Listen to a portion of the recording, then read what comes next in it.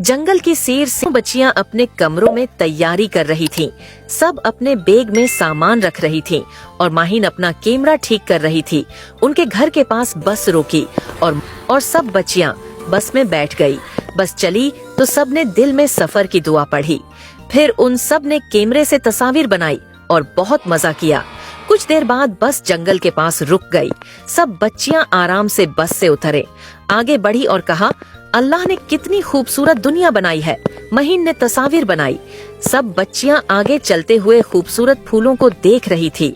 अचानक एक दरख्त पर बंदर नजर आया। सारा ने बंदर को केला दिया जो मजे से केला खा रहा था।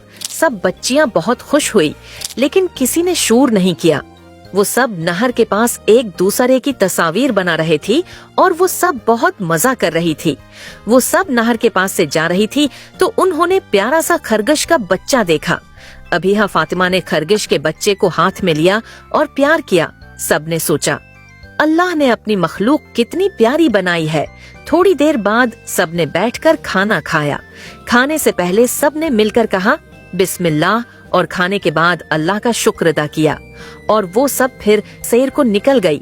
महीन फूलों की तस्वीर बना रही और ज़ैनब सफर के खूबसूरत लम्हात के बारे में लिख रही थी। फिर उन्होंने आखिर में दुआ की और अल्लाह का शुक्र अदा किया। जंगल से वापसी पर सैर खत्म होने के बाद सब बच्चियां खुशी खुशी वापस बस में बैठ गई।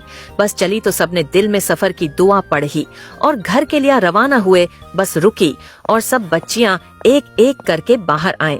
इस कहानी से हमें ये सबक मिलता है, हर काम बिस्मिल्लाह से शुरू करना चाहिए। सैर व तफरीह में भी इस्लामी अखलाक जरूरी हैं। जानवरों और कुदरत का ख्याल रखना चाहिए।